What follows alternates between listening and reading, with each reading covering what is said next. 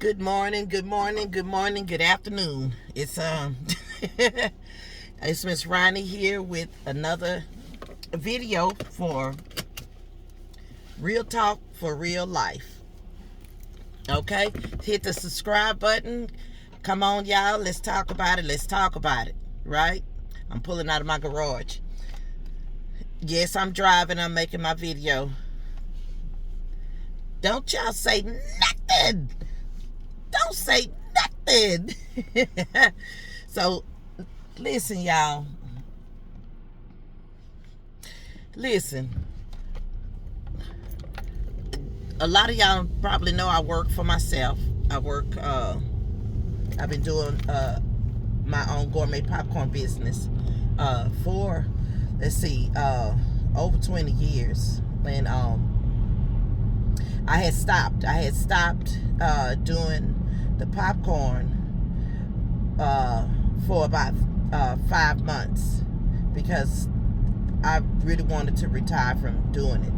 I had been doing it so many years, and it's just that I feel like I wasn't getting anywhere with it. I was making money, especially in the beginning. I was making really good money, and the reason why I stopped doing it is because I stopped making the money that I used to make. And when you drop from $1,200, $1,300 a week, $1,400 a week, $1,000 to $1,500 a week, down to $500 or $600 a week.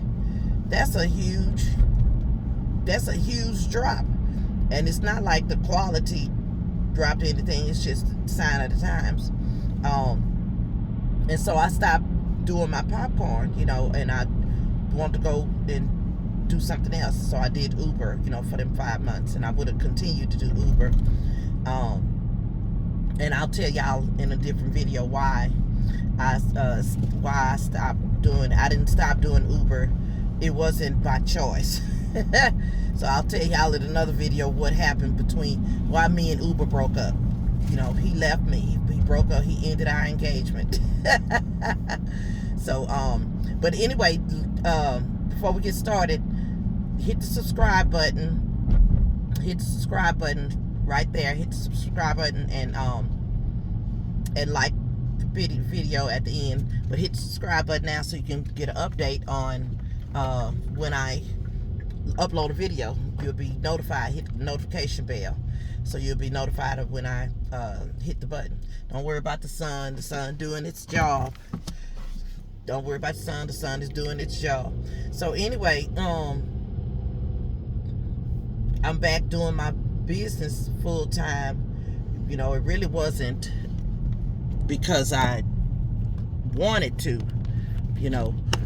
it's because I had to. I didn't have a choice. Hold on, yeah. I didn't have a choice because what happened to when Uber broke up with me, I had to go back to doing my business full time. Oh, let me show y'all. I do have some of my popcorn in here. I bet y'all say, "Ooh, she driving all crazy." I am. So, I think the last time I showed y'all, it was banana pudding. So this is another flavor. This is caramel bacon pecan. So this is what I do. This is what I've been doing for the last 20-some years. And so I'm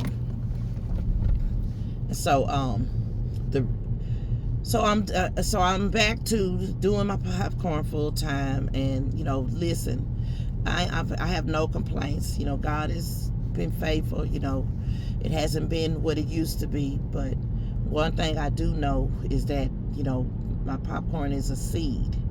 It is a seed.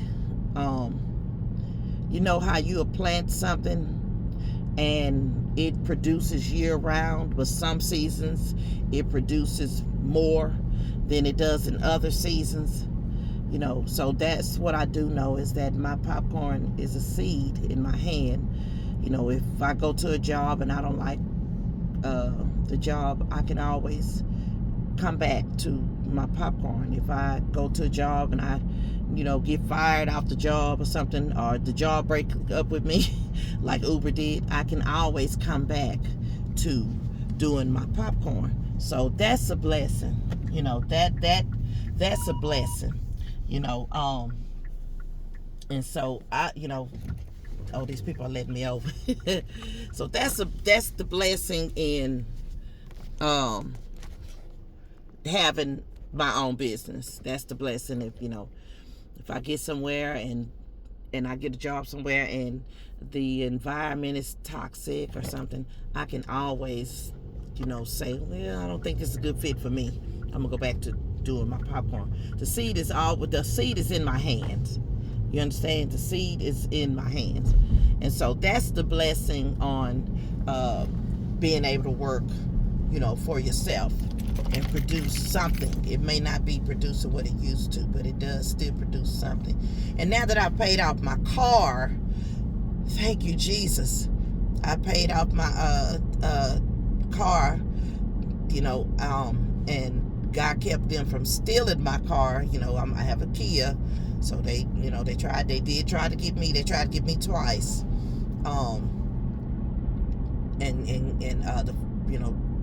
they weren't successful. So that was nobody but God, because at the second time, the first time they started breaking my window, and I guess somebody came out, and this was not here where I live in East Texas. This was in Houston, and so I guess it ran them off. And then the second time, several months later, I came out and my back right window was busted out. I was devastated because I was getting ready to go Uber, and I had to call and cancel Uber, and I had to call the police and all. And then underneath my dash, of course, under the steering column, they had ripped everything out. And God just was like, you ain't taking this one. She ain't got but 5 more payments on this one. You ain't taking this one. So they could not get my car started for nothing. Y'all understand me? So they went through all my car and trying to look for money. Y'all, underneath my radio, there's a little box. Not a box, but it's an opening. If you have a Kia, you know what I'm talking about. I had $10 in there. They didn't even see that. And then my checkbook was in my console here. They didn't find that either. But I'm sure if they would have found that checkbook, they wouldn't have known what to do with it, because in this day and age, these schools don't teach, hardly anybody writes checks, first of all. Hardly anybody writes checks. I still write a check where I can write a check. I used to be able to write a check for my mortgage, but they stopped taking checks, and just, probably because people was writing them bad checks, so they started wanting money orders. So I used to mainly write check for my mortgage. But anyway, they didn't even find my checkbook, So I just thank God that God kept them from being able to take my car. And so I was doing Uber at the time, so I had to turn my car in and let it get fixed. And then my insurance company got me a rental and everything. But so while my car was in the shop, it was in the shop for like a month, I was able to pay my car off. I paid 3 payments, and then I paid 2 more payments, and my car was paid off. Let me tell you how good Kia is. I overpaid by $4 and something. Why Kia send me a check for $4 and something? That check still said, I'm going to put that check in my account. That check still sitting at home. I had misplaced it. But I was looking through some papers, I found it. I said, oh, that's a check for Kia for $4. Let me put this check in my account. Okay? Every little bit helps. So, I overpaid my car note by $4 or something. And so, let me turn back the other way.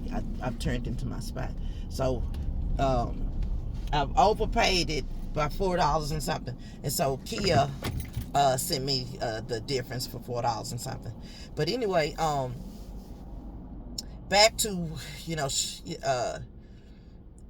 working for myself, being self-employed. There's being self-employed has its benefits. Do not get me wrong. When you working for yourself, you you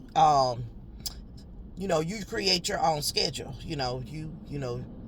When the pandemic hit, when the pandemic hit, and they made everybody stay at home, the devils, uh, uh, when they made everybody stay at home, um, that kind of hurt my business a little bit because I go out and sell. I go all over. I drive to Houston and go sell and stuff. So that kind of hurt my business. But when the stuff with George Floyd happened, and black people revolted, and pulled all their business out of the other people's businesses and took all their business, you know, I did really, really well. Even though it was a tragic situation, I did really, really well. I started getting a lot of orders online and stuff, and it was a blessing. So, even though it was a tragedy for somebody else, God, it was a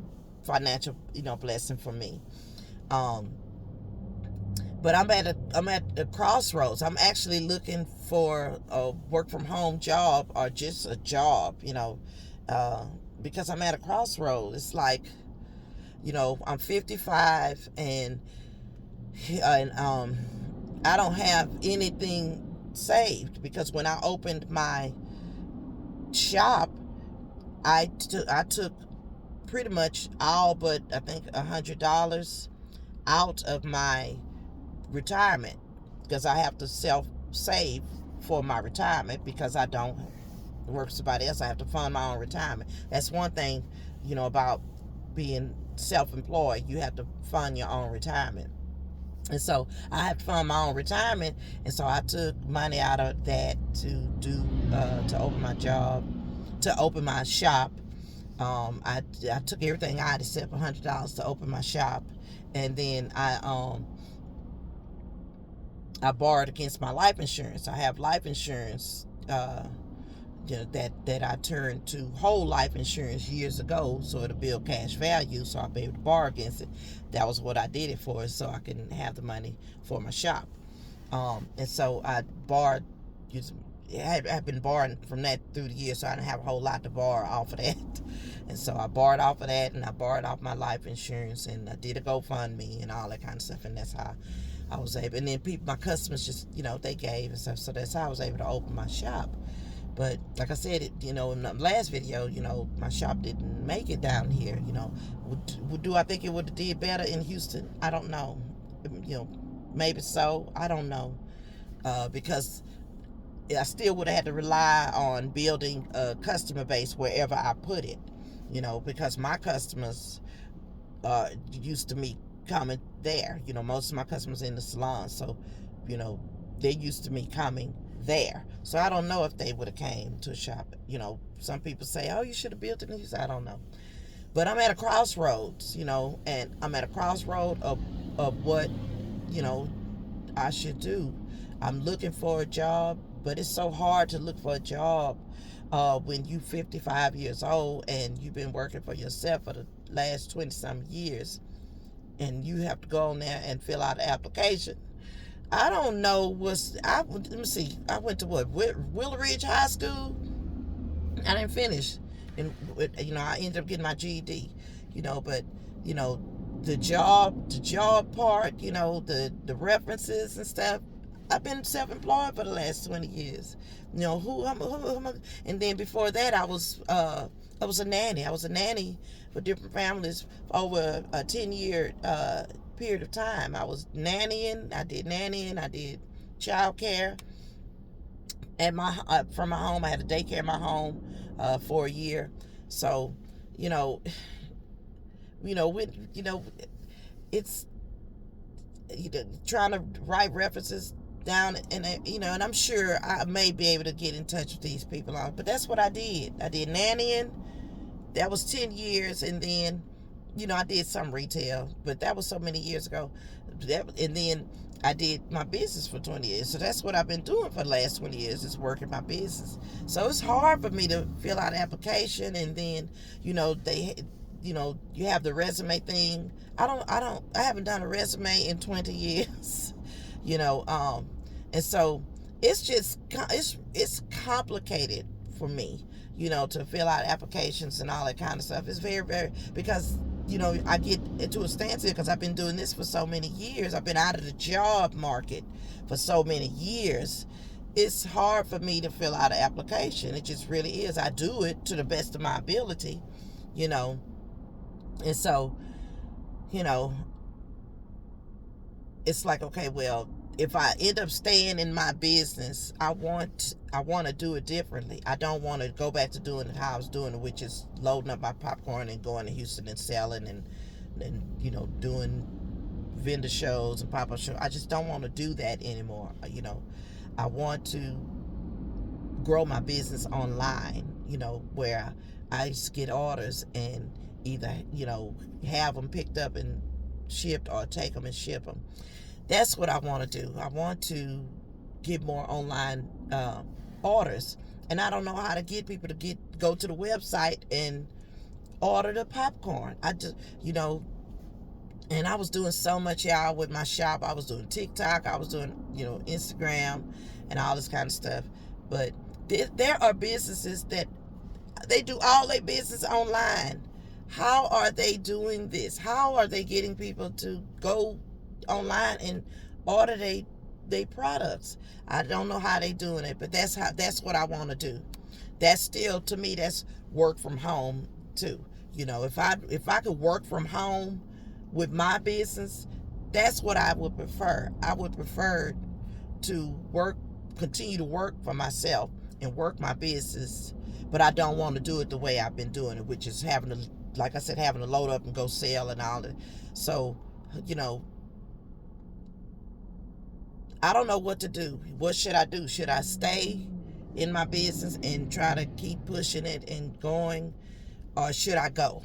Should I go and try to find me another job and shut the business down to go find me a job, try to push that way? I don't know what to do, because I have issues with both sides. I have issues with continuing my self-employment and doing the best I can and doing it the way I'm doing it. I don't know how, I've thought about Shopify, but they charge so many fees and all that kind of stuff, and I think they charge a flat fee and then they take a percentage off of everything that you sell. And I just feel like, if people don't go to my website and order, why would they go to Shopify and order? That just don't make sense to me. And then I'm paying another fee again for Shopify. I'm already paying for a website. I'm gonna pay for Shopify too. To me, it just doesn't make sense. So I don't know what to do. I just know that I don't want to continue to do it the way I've been doing it. How do I get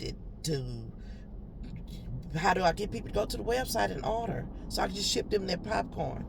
So I don't know what to do. If y'all got some ideas on how do I get people to go online and order this popcorn, you can go look up my reviews. The popcorn is good. That's not the issue. The issue is, how do I get people to go online and order the popcorn? That's the issue. My website, this is my website. Can y'all see it? I don't know if you can see it. But the website is Miss Rhonda's Popcorn, www.missrhondaspopcorn.com. That's the website. But I don't know what to do. I don't know whether I should continue to try to build my business back up, or I don't know if I should try to continue to build my business back up